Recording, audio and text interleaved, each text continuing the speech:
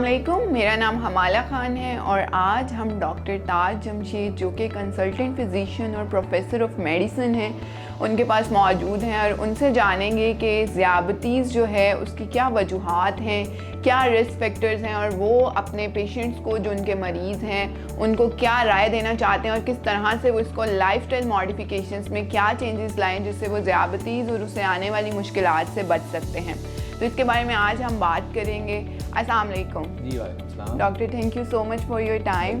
आज हम कुछ ऐसे आपसे सवालात पूछना चाहेंगे जिससे आपके पेशेंट्स बहुत ज़्यादा कंसर्न रहते हैं इन चीज़ों के साथ। सबसे पहले हम बस ये जानना चाहेंगे कि ज़ियाबतीस एक्चुअली है क्या, क्यों, क्या एबनॉर्मेलिटी आ जाती है पेशेंट्स में ज़ियाबतीस की वजह से? देखें, सबसे पहली बात जो है वो ज़ियाबतीस या डायबिटीज़ को कहते हैं या शुगर कमर्स आमतौर पर लोग इसका लफ्ज़ इस्तेमाल करते हैं। इसमें जो बुनियादी जो प्रॉब्लम होती है वो हमारे जो लबलबा है उसके अंदर जो इंसुलिन बनने की सलाहियत होती है वो कम हो जाती है। अच्छा। और इंसुलिन ही एक ऐसा हार्मोन होता है कि जो हमारे ब्लड की शुगर को कंट्रोल करता है। तो जब ये इंसुलिन जो है वो कम होती है किसी वजह से, कई मरीजों में बहुत ख़त्म हो जाती है, कईयों में कम होती है, तो उससे फिर शुगर ब्लड के अंदर बढ़ना शुरू हो जाती है, फिर शुगर का मर्ज जाहिर होता है। बिल्कुल। अच्छा, इसमें कोई टाइप्स भी बहुत ज़्यादा बन जाती हैं कि प्रेगनेंसी में हो रहा है या टाइप क्या है, वो टाइप्स के बारे में थोड़ा सा एलेबोरेट करें। आमतौर पे हम 3 ग्रुप इसमें डिवाइड करते हैं और जो पहला जो ग्रुप है उसमें ये होता है कि जो ये अमूमन बच्चों में या यंग लोगों में होता है कि जिसमें उनका लबलबा बड़ी तेज़ी से कुछ ऐसे मालिक्यूल्स या एंटीबॉडीज़ होते हैं जिससे वो ख़त्म हो जाता है। अच्छा। और उसमें टोटली इंसुलिन बनने की सलाहियत ख़त्म हो जाती है। इसको हम टाइप 1 डायबिटीज़ कहते हैं। ओके। और इसका जो इलाज सिर्फ इंसुलिन ही होता है। ठीक है। जो ज़्यादा जो प्रॉब्लम जो चल रही है वो टाइप 2 डायबिटीज़ है और इसमें इंसुलिन बनने की सलाहियत कम तो होती है, लेकिन जो बुनियादी वजह होती है वो उसके साथ इंसुलिन के ख़िलाफ़ मुज़ाहमत हमारे जिस्म में आती है, जिसको इंसुलिन रेजिस्टेंस कहते हैं। जी। और जो हमारे जो शुगर के मरीज़ हैं दुनिया में जो पाए जाते हैं, तकरीबन 90% शुगर के मरीज़ों में टाइप 2 डायबिटीज़ के मरीज़ हैं। इसके अलावा बाकी जो तीसरी किस्म है वो जेस्टेशनल डायबिटीज़ कहा जाता है। अच्छा। जो अमूमन हमला जो ख़वातीन होती हैं उनमें हमल के दौरान ज़ाहिर होती है। और मोस्ट ऑफ द टाइम में जब डिलीवरी होती है तो वो नॉर्मल की तरफ चली जाती है, लेकिन आने वाले वक्त में उनमें शुगर होने का इम्कान होता है। अच्छा। बाकी कुछ हार्मोनल चेंजेस होती हैं जो चौथी टाइप में हम शामिल कर सकते हैं। कोई हार्मोन्स हैं उनकी अगर कमी बेशी हो तो उससे भी डायबिटीज़ हो सकती है। और एक जो चीज़ जो इसमें मैं बात करूँगा वो है प्री डायबिटीज़। डायबिटीज़ का जो इनिशियल फेज़ है जिसमें ये आजकल टर्म बहुत ज़्यादा इस्तेमाल हो रही है प्री डायबिटीज़ को। ठीक है। इसको भी जहन में हमें रखना चाहिए। बिल्कुल, थैंक यू। अच्छा, इसके साथ साथ क्योंकि जैसे डायबिटीज़ जो है वो दिन ब दिन बहुत ज़्यादा बढ़ता जा रहा है, पाकिस्तान इस टाइम 3rd नंबर पे माइट भी आ चुका है, तो क्या इसकी क्या वजूहात हैं और क्या रिस्क फैक्टर्स हैं जिसकी वजह से लोग जो हैं वो तेज़ी से ज़ियाबतीस का शिकार हो रहे हैं? देखें, इसमें ज़्यादा बात हम ज़ाहिर बात है कि टाइप 2 डायबिटीज़ की करेंगे और इसका ताल्लुक जो है ना वो हमारे लाइफस्टाइल से है। बिल्कुल। और इसलिए इस बीमारी को अब लाइफस्टाइल डिजीज़ भी कहा जाता है, क्योंकि इसके पीछे जो वजह बन रही है वो ये है कि हमारा लाइफस्टाइल चेंज हुआ है।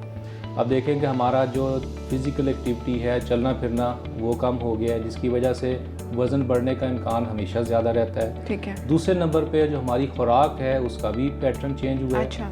और अब देखें कि आजकल जो ज़्यादा जो हमारी जनरेशन है वो फास्ट फूड बहुत पसंद करती है, कोल्ड ड्रिंक्स बहुत ज़्यादा पी जाती हैं और उस हिसाब से फिजिकल एक्टिविटी होती नहीं, तो ये वज़न बढ़ने की टेंडेंसी इनमें रहती है। अच्छा। तो ये जो ओबेसिटी जिसको कहा जाता है या ओवरवेट कहा जाता है, ये बहुत ज़्यादा हो रहा है। बिल्कुल। और ये वो लोग होते हैं कि जिनके अंदर डायबिटीज़ के चांसेस बहुत ज़्यादा होते हैं और बड़ी जल्दी डायबिटीज़ हो रही है। ठीक है। बाकी इसके अलावा और इसमें जो खुराक है, जो दूसरी चीज़ें, मीठा चीज़ें इस्तेमाल ज़्यादा करना, वो भी एक रिस्क फैक्टर बनते हैं। कुछ लोगों में जो ये जो लिपिड्स, कोलेस्ट्रॉल्स वगैरह अगर ब्लड में ज़्यादा है, स्मोकिंग करने वाले जो लोग हैं वो है। और जो स्पेशली वो लोग जो कि जिनके जो प्रोफेशंस ऐसे हैं कि जिसमें ज़्यादातर उनको बैठना पड़ता है, जैसे बैंकर्स हैं, जैसे जो IT के लोग हैं, इनके ये सारे वो फैक्टर्स हैं कि जो कि डायबिटीज़ के बनने में एक एज ए रिस्क फैक्टर जो है ना वो कंसिडर किए जाते हैं। अच्छा, इसमें एक एज स्पेसिफिक या जेंडर स्पेसिफिक का भी थोड़ा सा रोल होता है कि किसी भी एज में हो जाता है और किसी भी जेंडर को हो जाता है? देखिए, पहले तो जो हम बात करते थे आज से 10-15 साल पहले, 20 साल पहले, तो जो हम कहते थे कि 30 साल या 35 साल से ऊपर जाकर जो डायबिटीज़ जो है ना वो आमूमन लोगों में मिलती थी। अब तो हम ये देख रहे हैं कि इवन 20 साल से ऊपर ही जो डायबिटीज़ का मर्ज है वो बहुत कॉमन होता जा रहा है। यंग जो जनरेशन है हमारी, इसके अंदर भी, और उसकी वही फैक्टर जो मैंने आपको बात की है कि ये जो रिस्क फैक्टर जो लाइफस्टाइल चेंज हुआ है ना, तो ये इसकी वजह से जो है ना ये हमें अब ये डायबिटीज़ यंग लोगों में भी स्पेशली जो टाइप 2 डायबिटीज़ है वो मिलना शुरू हो गई है। सही। अच्छा, उसके साथ साथ अगर एक बंदा ज़ियाबतीस का शिकार हो रहा है तो उसके क्या साइंस और सिम्टम्स हैं? जैसे एक तो होता है कि ब्लड शुगर लेवल हम चेक कर लेते हैं, पता चल जाता है। इसके अलावा उसको ऐसी कौन सी चीज़ें जो हैं वो फील हो रही होती हैं जिससे वो कह सकते हैं आप डॉक्टर्स के नहीं ये जो पेशेंट है ये प्री डायबिटीज़ स्टेज पे है या डायबिटीज़ पे चला गया है? ये बड़ा एक अहम क्वेश्चन है, और इसमें जो है अमूमी तौर पे जो अलामात की बात करें तो ज़्यादातर तो लोगों के ज़हन में होता है कि पेशाब का ज़्यादा आना और प्यास ज़्यादा लगना या भूख ज़्यादा लगना, ये अलामात होती हैं। और इसके अलावा वज़न का कम हो जाना, कमज़ोरी, थकावट, ये चीज़ें होना, ये इसकी अमूमी अलामात है। लेकिन हम जो देख रहे हैं अब ज़्यादातर जो है वो बहुत सारे ऐसे मरीज़ आ रहे हैं कि जिनमें ये इस तरह की ख़ास जो अमूमी अलामात है ये नहीं मिलती।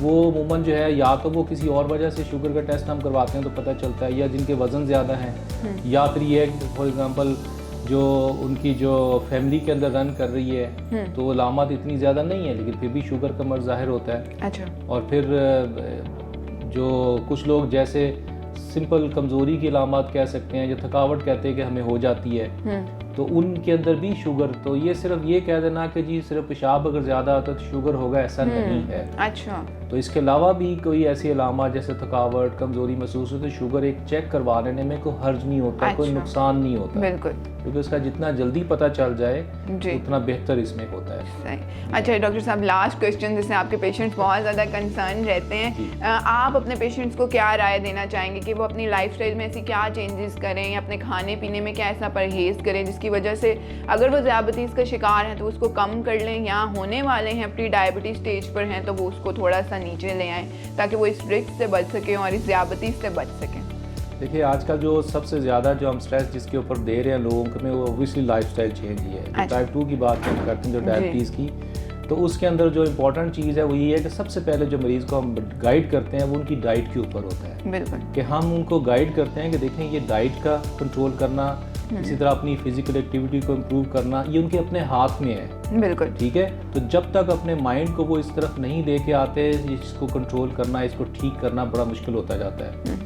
तो हम उसको खुराक के लिहाज से सबसे पहली बात कि वो तमाम चीज़ें जो शुगरी प्रोडक्ट्स होती हैं जो रिफाइंड शुगर से बनती हैं, चाहे वो खाने वाली हैं, पीने वाली हैं, तो उनको तो बिल्कुल बंद करना होता है और अपनी डाइट को मॉडिफाई करना है। हम ये नहीं कहते कि सारा कुछ बंद कर दें, हम कहते हैं कि डाइट को मॉडिफाई करें कि जिसके अंदर शुगरी प्रोडक्ट्स हैं उनको ख़त्म करें, बाकी खा सकते हैं। तो एक डाइट का प्लान होता है जो उनको दिया जाता है। तो डाइट के ऊपर बहुत ज़्यादा हमारा जोर होता है।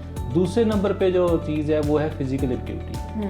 पहले लोग, आपको पता है कि गाड़ी में गाड़ियाँ कम होती थी, लोग साइकिल चलाते थे, पैदल वॉक बहुत करते थे, उनका आना जाना बहुत इधर होता था।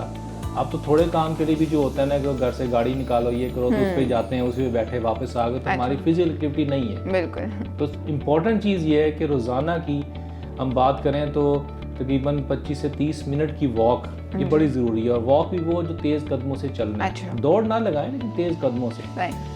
उसको चाहे टाइम डिवाइड करके कर लें, दिन में या एक दफ़ा में करें, तो हफ्ते में 5 से 6 दिन ये बहुत ज़रूरी है। ठीक है। तीसरे नंबर पे जो बात आती है वो होती है फिर मेडिसिन होती हैं। वो ऑब्वियसली डॉक्टर्स के हाथ में है, हमारे हाथ में है कि हम उसको कैसे लेके चलते हैं। बिल्कुल। तो होता यही है कि जो मरीज़ इस चीज़ को रियलाइज़ करते हैं कि जी मेरी डाइट को कंट्रोल अच्छा वो कर लेते हैं, फिजिकल एक्टिविटी इंप्रूव कर लेते हैं, तो हमें बहुत कम मेडिसिन देनी पड़ती हैं। और ये जो प्री डायबिटीज़ की बात की, हमने ऐसे भी मरीज़ देखे हैं कि जो इन चीज़ों को पहली 2 को फॉलो करते हैं अपने लाइफस्टाइल चीज़, तो वो नॉर्मल की तरफ भी चले जाते हैं। नॉर्मल जो वैल्यूज़ हैं उस तरफ चले जाते हैं। लेकिन वो नहीं करते तो आस्ता आस्ता फिर वो परमानेंट डायबिटीज़ का मरीज़ बन जाते हैं। सही। और देखें ये तीनों चीज़ें जो हैं, खुराक का परहेज़ हो गया, फिजिकल एक्टिविटी हो गई और अद्वियात, इसका मकसद एक ही होता है। और मैसेज यही है मकसद का कि देखें अगर आप इसको शुगर को अच्छा रखेंगे, कंट्रोल में रखेंगे, तो आपके अंदरूनी जो अज़ा है मेन, ख़ास तौर पे जो दिल है, गुर्दे हैं, दिमाग हैं, आंखें हैं और पाँव हैं,